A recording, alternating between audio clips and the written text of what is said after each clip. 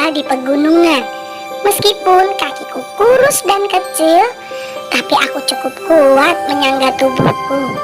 Berlari kencang, bahkan lincah naik turun gunung.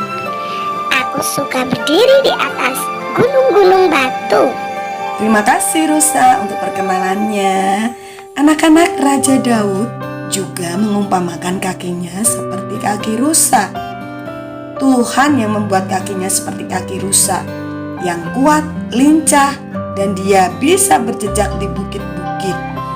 Habakuk 3 ayat 19 adalah mengutip tulisan Daud yang berkata, Allah Tuhanku itu kekuatanku.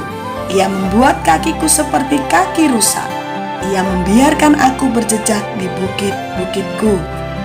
Selain Raja Daud, banyak tokoh di Alkitab yang mengalami pertolongan Tuhan. Dari yang lemah mendapat kekuatan dari Tuhan. Salah satunya seperti kisah berikut ini. Pada waktu itu, Raja Israel bernama Ahab memiliki sifat yang jahat. Dia dan istrinya Isabel beribadah kepada Baal. Ratu Isabel penyembah patung, dan dia sangat benci kepada Elia. Ia ingin menangkap Nabi Elia. Nabi Elia menjadi takut kepada Ratu Isabel. Dia melarikan diri ke padang gurun. Setelah 40 hari berjalan, Elia sampai di gunung Allah, yaitu Gunung Horeb. Gunung Horeb itu sama dengan Gunung Sinai. Bedanya, Gunung Horeb itu di sisi bagian barat dan Gunung Sinai di sisi bagian timur. Nah, apa yang dilakukan Elia di Gunung Horeb? Elia masuk ke dalam sebuah gua dan bersembunyi di situ. Dan Tuhan bertanya, apa yang Nabi Elia lakukan? Nabi Elia menjawab bahwa ia bekerja untuk Tuhan.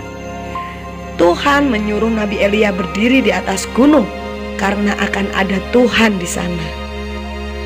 Datanglah angin yang besar dan sangat kuat, tetapi Nabi Elia tidak menemukan Tuhan di dalam angin besar itu.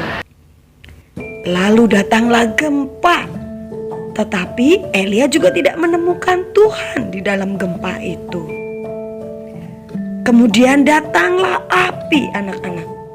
Tetapi sekali lagi Elia tidak menemukan Tuhan dalam api itu.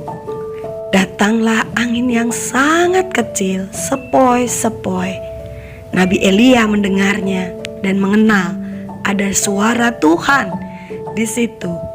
Lalu Elia menyelubungi mukanya dengan jubahnya dan pergi keluar di pintu gua. Tuhan tidak marah kepada Elia karena Elia melarikan diri. Tuhan memberitahu bahwa Tuhan selalu menyertainya. Tuhan memberi kekuatan kepada Elia. Elia yang tadinya lemah menjadi kuat kembali. Yang tadinya takut dan bersembunyi, akhirnya Nabi Elia dengan berani kembali ke Samaria. Karena masih ada 7.000 penyembah Tuhan, anak-anak Tuhan yang membutuhkan pelayanannya. Elia berjumpa dengan Tuhan di atas Gunung Horeb. Musa berjumpa dengan Tuhan di atas Gunung Sinai. Dua tokoh ini menerima kekuatan yang dari Tuhan. Nah, anak-anak, di Gunung Tuhan, itu istilah yang dipakai orang-orang Israel. Mereka percaya ketika di Gunung Tuhan mereka bertemu dengan Tuhan. Kita tidak perlu di atas Gunung Sinai atau di atas Gunung Horeb untuk berjumpa dengan Tuhan dan mendapat kekuatan. Kita hanya perlu banyak berdoa dekat dengan Tuhan supaya kita menjadi kuat, teguh berdiri, dan lebih kuat. Jangan kalah dengan rusa ya.